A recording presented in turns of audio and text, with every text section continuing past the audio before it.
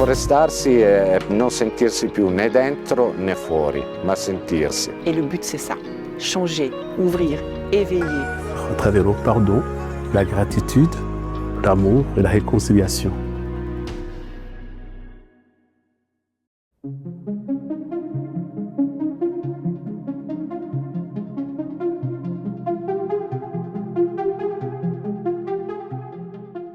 J'ai repris cet alpage avec mon frère et mes 2 neveux-nièces en 2017 parce qu'on a eu l'opportunité de le restaurer dans le cadre du projet développement régional du Val d'Illier. Et nous sommes à l'heure actuelle 7 générations à avoir habité ce chalet, dont 4 y habitent. Donc la 4e génération, mes parents, moi et mon frère la 5e, la 6e, mes neveux-nièces qui sont propriétaires aussi, et le petit dernier qui a une année. On a inauguré l'espace restaurant en 2020 et on poursuit avec le logement à l'étage. On va pouvoir louer les chambres très prochainement et on poursuit encore les travaux et développer des projets ici à l'Alpage La Chaux.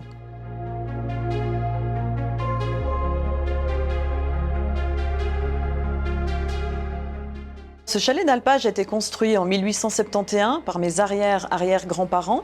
Donc c'était ma grand-mère qui l'avait repris et qu'il a transmis ensuite à mon père, et ainsi de suite. Depuis toute jeune, déjà quand j'avais 20 ans, j'étais devant ce chalet, puis je disais « Ah mon Dieu, il est tellement bien placé, ah c'est dommage qu'on puisse pas en faire quelque chose ». En fait, parce que j'ai fait un métier dans le tourisme, je suis secrétaire réceptionniste d'hôtel, j'ai appris les langues aussi, et puis je le voyais vraiment bien dédié au tourisme.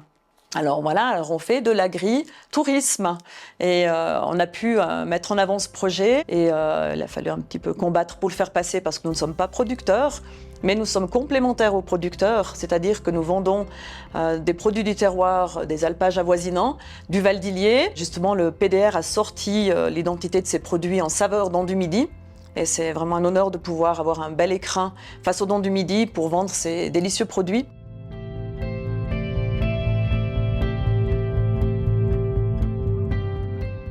C'est qu'on a nos racines là. Et en plus, avec les ancêtres autour de nous, moi je suis assez spirituelle de ce côté-là et je me dis, il y a l'âme des anciens qui sont là. Et d'ailleurs, quand j'ai reçu l'autorisation, la première chose que j'ai faite, l'autorisation de construire, là, ça a été voilà, assez long et je l'ai reçue et je suis montée, embrasser le chalet, puis dire merci aux anciens, aux ancêtres, parce qu'en fait, je me dis des fois, c'est eux qui ont eu le mérite de construire ici, parce qu'un si bel emplacement, bien posé, puis le travail monumental qu'ils faisaient à l'époque, je dois encore faire des recherches là-dessus pour savoir comment ils ont monté tous ces murs qui font 80 cm d'épais tout le tour, la cheminée à l'étage qui est polygonale, tronquée, il y a tout un savoir-faire qui a un lien aussi avec la Haute-Savoie parce jusqu'en 1815 nous faisions partie du duché de Savoie, donc il y a des, inspirés de savoyards à la base, hein. Nous étions savoyards et donc ce lieu est magique, il y a plein d'histoires et puis chaque génération apporte sa pierre à l'édifice et son histoire et ce qu'elle a envie de développer.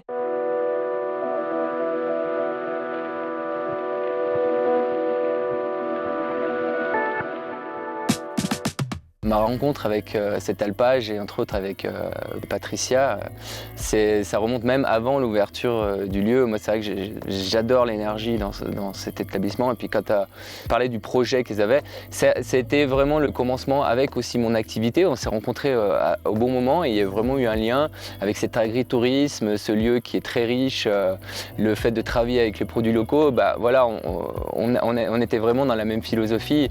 Et du coup, petit à petit, ce lien s'est resserré. Ça a commencé par des activités et petit à petit, voilà, cette année on arrive où je suis en train d'agrandir justement les jardins ici pour transformer, pour cultiver des plantes et la transformation directement de ces plantes derrière et à la vente ensuite aux clients qui viennent au restaurant. Donc on est vraiment un circuit court et c'est génial. Et ça me plaît, je me sens bien et c'est une très belle relation que j'espère perdurera.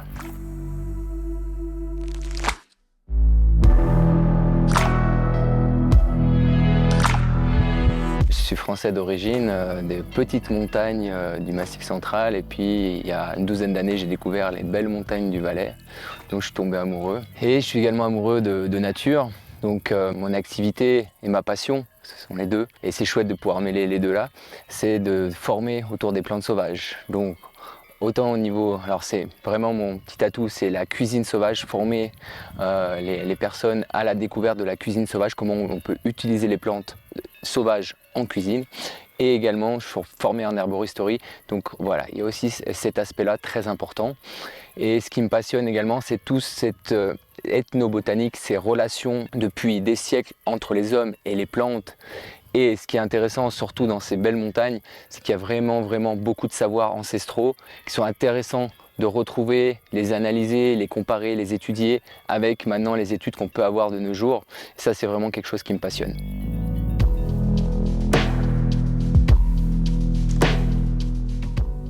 Cette passion autour des plantes, c'est vrai que depuis petit, j'ai utilisé des plantes, on me donnait des plantes pour divers mots.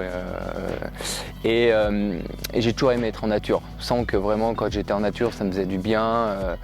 Et c'est vrai que d'aller en montagne, de comprendre que ces plantes, les plantes qu'on avait autour de nous, pouvaient nous faire du bien, c'est vrai quand j'avais autour de 20 ans, ça m'a beaucoup, j'étais très curieux par rapport à ça.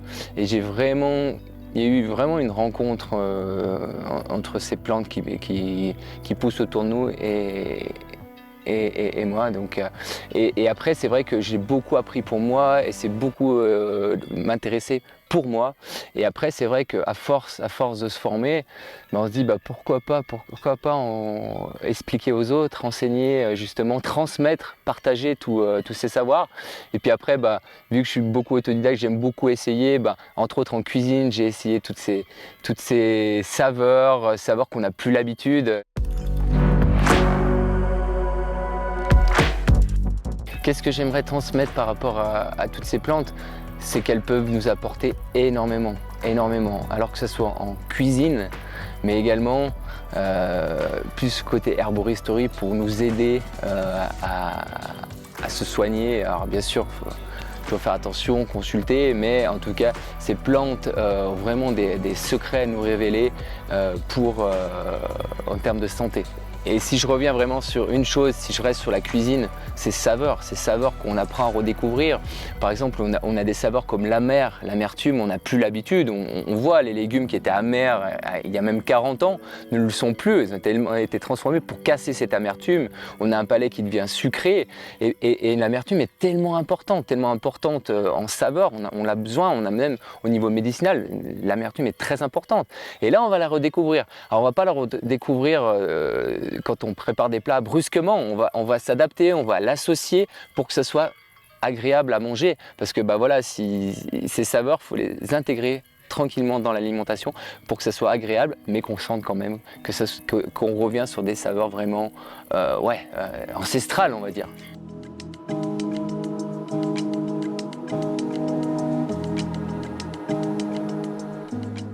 Ce que j'explique aussi aux participants, c'est vous marchez sur des richesses. Et quand on explique en un petit carré, on dit ouais, il y a tout ça, au bout d'une heure, on dit ah ouais, quand même, juste là. Donc ils prennent conscience de ça. Alors déjà, qu'on peut les utiliser et puis qu'on respecte cette nature qui est quand même sensible.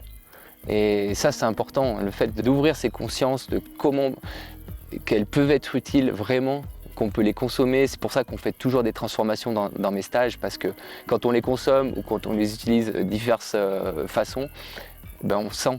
Et c'est là qu'après on dit waouh, il y a un respect. Puis quand on voit cette plante, on dit on va peut-être faire un peu attention avant de faucher tout ou respecter un peu plus cette nature. Ils ont analysé certaines choses. Si tu prends par exemple une plante qui pousse juste là, qui pousse plutôt en altitude, qui est l'impératoire, le fameux possédant impératoire, qui a été beaucoup utilisé par les anciens dans les vallées centrales du Valais, au niveau médicinal, mais culinairement parlant, tu le retrouves très peu. Et pour moi, c'était quelque chose qui était assez surprenant parce que c'est une plante qui est très puissante au niveau aromatique.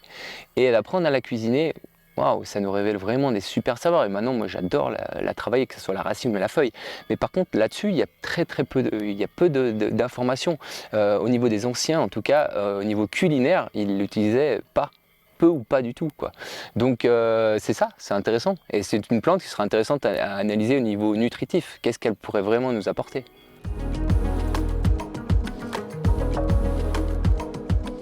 De plus en plus, actuellement, Ou plutôt, avant ils étaient plutôt en manque de nourriture. Maintenant on est plutôt en excès, mais on a perdu en nutriments. C'est ça qui est étonnant en fait.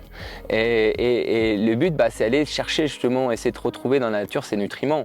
Et si tu prends sur l'ortie déjà, waouh, en termes de vitamine C, en termes de calcium, de fer, on est vraiment sur des belles capacités. Donc il est sûr qu'il y en a. Donc maintenant c'est aussi le travail d'essayer de trouver ces nutriments dans certaines plantes qui sont peu étudiées et qui, on a tellement de carences actuellement dans la vie actuelle qu'il serait important d'intégrer dans l'alimentation.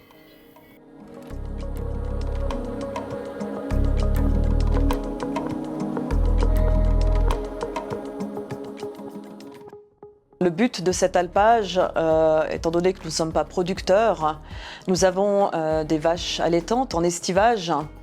Et à côté de ça, justement, le but, c'était aussi de développer les jardins, d'utiliser les plantes et de les insérer dans les mets. Et aussi dans la fabrication de produits boutiques. Je suis passionnée de liqueurs, gelées de plantes. Alors on est en train de les agrandir, justement, les jardins, pour après en faire des infusions. Nous réalisons aussi des cosmétiques. Et puis, nous avons aussi des intervenants qui viennent réaliser des ateliers cosmétiques, parce que j'arrive pas à tout faire, et je mandate des professionnels pour ça.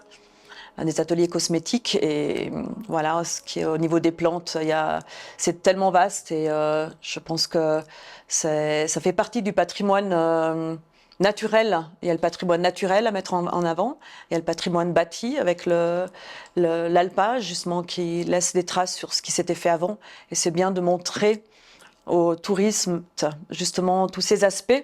Donc on fait justement de l'agriculture aussi, même si à petite échelle, jardiner, cueillir des plantes, c'est de l'agriculture, et du tourisme. Leur montrer, leur faire participer à ces ateliers, leur montrer ce qu'on peut faire, et un regain d'intérêt pour le retour aux sources. Et c'est intéressant, et justement c'est arrivé naturellement, et on voit qu'il y a beaucoup d'intérêt, on a beaucoup de plaisir à partager ce magnifique espace aux personnes intéressées, voilà, qui viennent chez nous.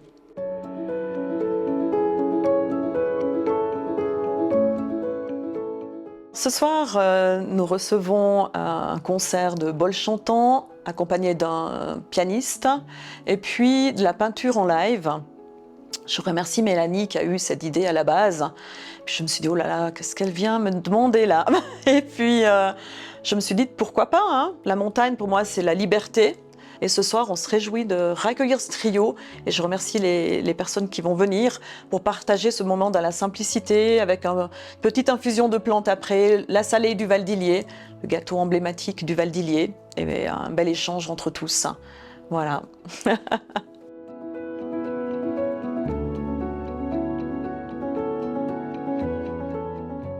Quand je suis arrivée ici l'année passée, dans cet alpage, j'ai eu un coup de foudre pour le lieu, c'était l'accueil magique. Puis je me suis dit, je me verrais trop là avec les Dents du Midi, c'est juste magique.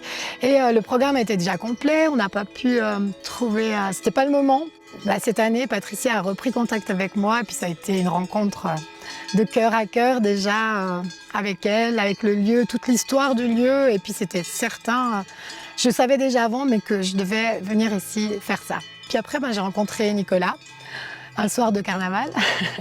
Et puis, ça a matché. Puis, il se faisait du piano, moi des bols. J'ai dit, bon, écoute, ça te dit, t'aimes la montagne, ça te dit de faire un truc avec moi. On n'avait jamais joué ensemble. C'est la première fois, l'autre fois, quand on a fait.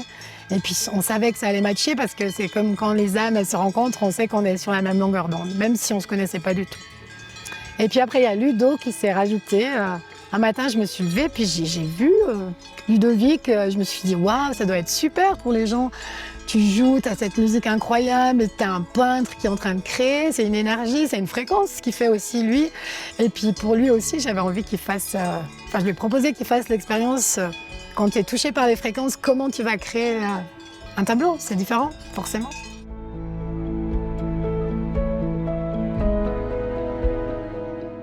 Ce soir, on va faire on est un trio. Il y a Ludovic qui va peindre une toile pendant qu'il y aura un concert, bol tibétain et piano pour les personnes inscrites à ce soir. Mélanie, avec les bols tibétains, va asseoir un peu les ambiances, les énergies des gens.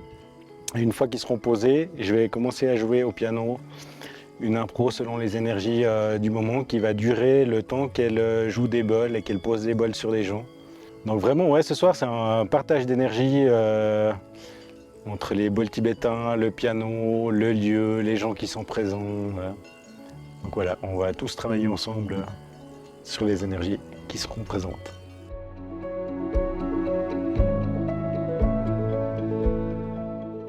Non, alors pour moi, c'est un concept tout nouveau de mélanger plusieurs arts en même temps et de co-construire ensemble quelque chose d'incroyable au final. Du coup, cette rencontre, elle est née d'une discussion où on a remarqué qu'on était dans les mêmes énergies, dans les mêmes, dans le même mode de fonctionnement et puis que ça pouvait que marcher. Du coup, on s'est lancé et puis ça a l'air de marcher.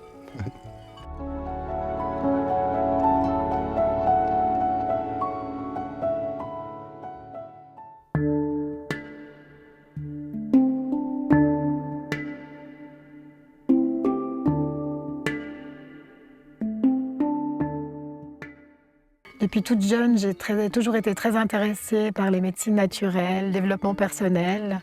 J'ai fait du massage, du reiki, de la lithothérapie, qui est aussi une de mes passions toujours constantes maintenant, que je mélange avec les bols. Ça fait maintenant 15 ans que je fais ça. Des thérapies, des méditations, des concerts, des soins.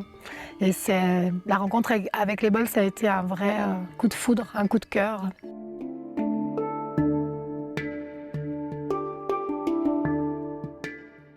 J'ai rencontré les bols à Échallens dans un magasin où j'allais me fournir en minéraux. J'allais acheter des pierres, donc ma première passion.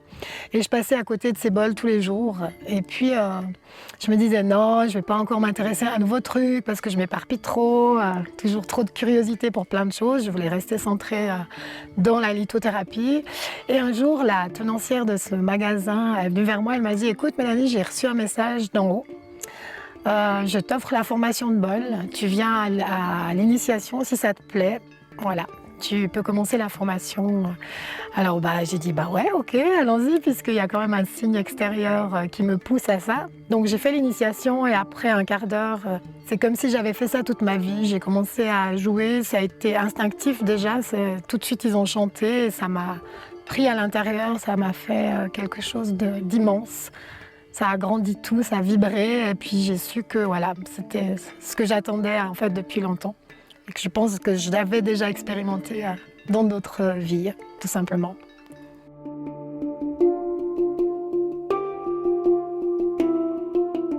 Un bol, ça vient déjà du Tibet à la base, mais aussi du Népal, de l'Inde. Là-bas, ils sont utilisés dans des monastères par les moines pour les méditations. Depuis la nuit des temps, ça fait 2600 ans que ça existe. On n'a absolument rien inventé. Chaque moine, quand il est sacré moine, il reçoit son propre bol qu'il va utiliser toute sa vie. Et ça a toujours été utilisé dans les soins. Maintenant, c'est devenu chez nous une thérapie connue, qu'on peut mélanger à toutes les autres thérapies. Et ces bols sont sacrés en fait, ils sont composés de plusieurs minéraux, du mercure. Par contre, il y a aussi le cuivre, l'étain, c'est vraiment ça qui fait la sonorité d'un bol. Tous ces bols sont mesurés à des fréquences précises qui correspondent en fait à notre système solaire. Donc les planètes, les astéroïdes, mais aussi la Terre, le Soleil, les astres, il y a aussi l'hydrogène. Après, tout ce qui est fréquençable et qui est bon pour nous, en accord avec nous, peut être mesuré dans ces bols.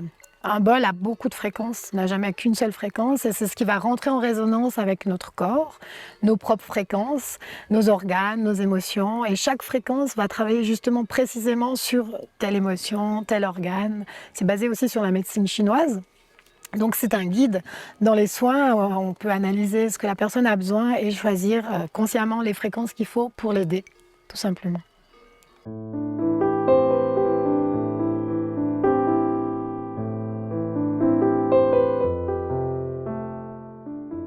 Donc, comme nous sommes faits de 80% d'eau, les bols vont agir directement sur l'eau qu'on a dans le corps et tous les liquides corporels. C'est ça qui va faire la force d'un soin, en fait. Les fréquences vont rééquilibrer la fréquence qu'on a dans notre corps et l'eau a une mémoire et va transmettre l'information beaucoup plus rapidement à tout notre organisme, en fait. D'ailleurs, quand on fait un soin au bol, on va beaucoup aux toilettes. Il se passe beaucoup de choses dans le corps. On ressent énormément de choses et on a besoin de c'est une détox aussi. Alors déjà, quand je les achète, je ne choisis pas par rapport aux fréquences, je les choisis par rapport au son. Ce que ça me fait à l'intérieur. Parce que tout d'abord, je le choisis pour moi, parce qu'il faut que je l'apprivoise, que je rentre en résonance, et puis je fasse un travail avec. Et après, pour pouvoir l'utiliser sur les gens, et quand je fais un soin, je laisse la personne choisir 2-3 bols, comme ça à l'intuition, et tout le reste, après, je me laisse porter. Au début, j'étais très protocolaire, mais maintenant que je les connais depuis 15 ans, je me laisse complètement porter. Je prends celui qui vient et je pose sur la personne. Et partout où il y a de la place, je pose un bol. Ce qui me plaît le plus ou ce qui m'imprègne le plus avec les bols, c'est que c'est vraiment une ouverture de conscience en fait. Notre cerveau change, les fréquences de notre cerveau changent, la conscience s'ouvre, tous les messages passent plus facilement, on est connecté aux étoiles, c'est comme si on prenait le ciel et puis on le ramenait dans la matière, sur Terre, pour pouvoir vibrer très proche avec elle. Et c'est une évolution spirituelle, c'est des guérisons du corps, de l'âme, de l'esprit, des émotions. C'est un langage universel, on n'a pas besoin de parler une langue, on peut parler avec les bols, on peut aller à l'autre bout du monde et les gens ressentiront la même chose, même si on n'est pas de la même ethnie.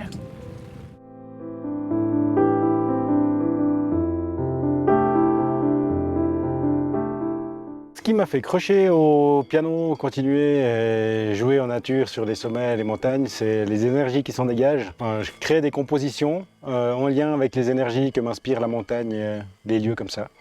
Quand je joue en plein air dans la nature, je me sens en communion avec la nature et avec les personnes qui m'entourent.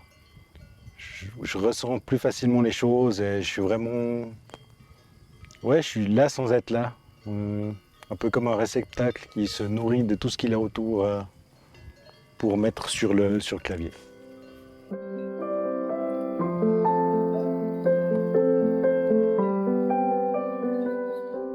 Les énergies, quand on est au sommet d'une montagne ou en nature, ou chez soi, ou enfermé dans une salle, c'est complètement différent. Ouais.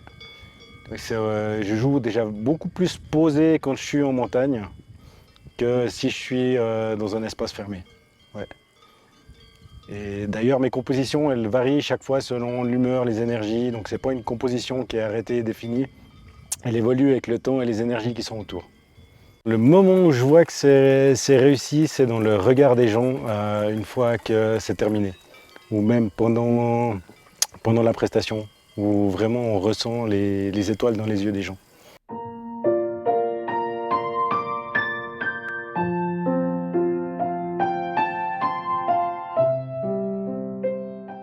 L'aspect extérieur, il a germé quand j'ai commencé à faire pas mal de randonnées, de sommets, où je voulais pouvoir jouer en extérieur, où j'allais randonner. Mais ça ne s'est pas fait tout de suite, parce que porter le piano, ça c'était envisageable, mais par contre j'avais pas de source d'alimentation pour le piano. Et il s'est passé encore 2-3 ans pour que je concrétise le projet, que je trouve une batterie que je puisse monter avec moi pour jouer du piano. Alors j'ai un répertoire assez varié qui va de Eminem à Mario Bros, à du Muse, à System of a Down, et mes compositions un peu plus intimistes, un peu plus tranquilles. Donc il y a vraiment un peu de tout. Enfin, dès qu'une musique m'anime, j'essaye de la refaire au piano et je la joue. Ouais. Donc dans un concert où on m'a contacté pour jouer pendant 3-4 heures de temps, je joue un peu de tout et je passe de Ludovico Einaudi à Eminem, à Beethoven, à Lettre Elise, un peu de tout.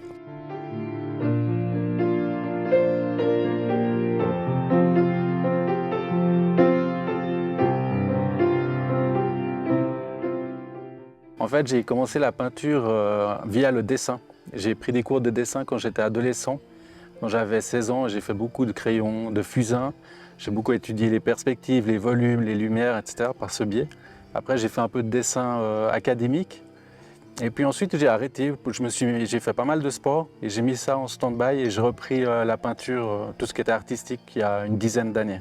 Je suis toujours resté sur le côté très figuratif au niveau tout ce qui est peinture ou dessin. J'ai jamais fait de l'abstrait.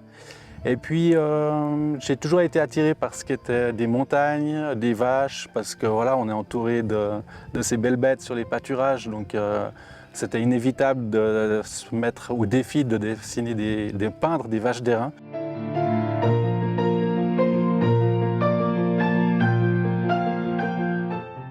deux styles de peinture assez différents. J'aime bien explorer aussi d'autres domaines. Je peins essentiellement avec de la peinture à l'huile. C'est pas ce qu'il y a de plus facile pour peindre à l'extérieur. Alors je peins à l'extérieur et aussi à l'intérieur. À l'intérieur, c'est depuis des photos. Et puis à l'extérieur, c'est pour avoir aussi une plus grande finesse par rapport à ce qu'on observe dans la nature au niveau des nuances, de couleurs, au niveau des ombres, des volumes, des perspectives. Ça permet d'aller plus loin dans le détail que de partir depuis une photo qui est relativement plate au final. Donc en allant à l'extérieur, on va être beaucoup plus sensible à ce qu'on va observer. Et c'est là qu'on arrive à dégager quelque chose de peut-être plus puissant dans sa peinture que lorsqu'on fait un copier-coller d'une photo. Partir en balade, en randonnée avec sa palette de peinture à l'huile, c'est pas évident. Ça fait vite du poids. Moi, je m'en mets assez vite partout. J'en ai sur le visage, les mains, les habits. Mais ça permet de sortir quelque chose d'assez intéressant à la fin de cette randonnée. Bon, ça peut être soit un croquis, et puis on se dit, bon, on le retravaillera à la maison, à l'atelier, ou soit on retourne sur le lieu en se disant, ben, je vais aller jusqu'à quelque chose de plus abouti, de plus terminé. Il faut partir en tout cas une demi-journée, ouais. Le temps de préparer les affaires, de monter sur le spot. S'installer, ça va assez vite. Et puis après, la peinture, ben, ça dépend quel style on va lui donner, mais en général, c'est quand même une peinture qui va assez vite parce que la lumière change tellement vite, très rapidement, les ombres évoluent très rapidement aussi. Donc, on essaye quand même d'aller rapidement.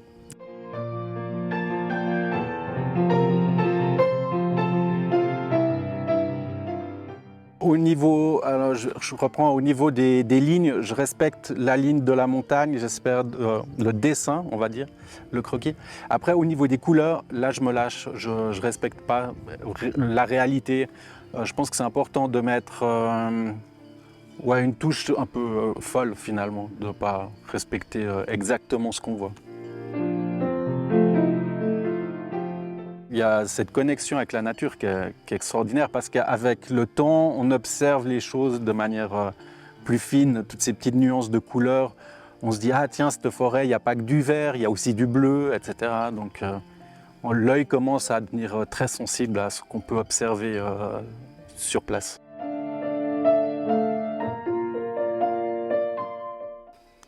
Un tableau réussi, c'est un tableau qui dégage de l'émotion. Personnellement, c'est peut-être aussi un tableau avec pas mal de couleurs et puis qui donne envie à être accroché dans son salon.